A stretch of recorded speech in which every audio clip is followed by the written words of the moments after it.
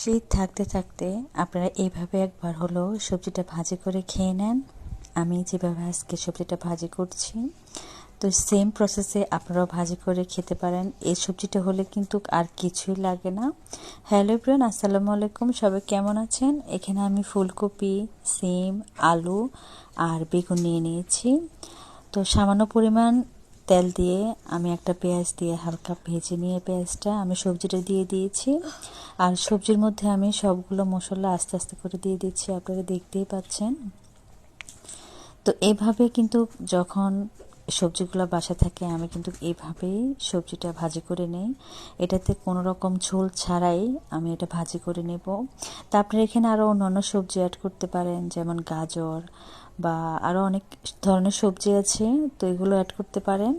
তো আমি এখানে যা ছিল বাসায় তো সেটা অ্যাড করেছি। তো আপনারা সেম প্রসেসে আরও কিছু সবজি অ্যাড করে এইভাবে ভাজি করে নিতে পারেন। তো দেখো আমি এখানে বাসায় যা ছিল সবজি তাই দিয়েছি, আপনারা চাইলে আরও অনেক সবজি অ্যাড করতে পারেন। তো যাই হোক, সবজি থেকে পানি ওঠার পর আমি নাড়াচাড়া করে আবার ঢাকা দিয়ে দিব। আসলে সব ধরনের মশলা দেওয়ার পর, বিশেষ করে লবণটা দেওয়ার পর সব সবজি থেকে বা তরকারি থেকে পানি ওঠে। তো এই পানি দিয়ে আপনারা সিদ্ধ করার চেষ্টা করবেন। পানিটা এভাবে শুকিয়ে যাওয়ার পর আমি একদম চুলাটা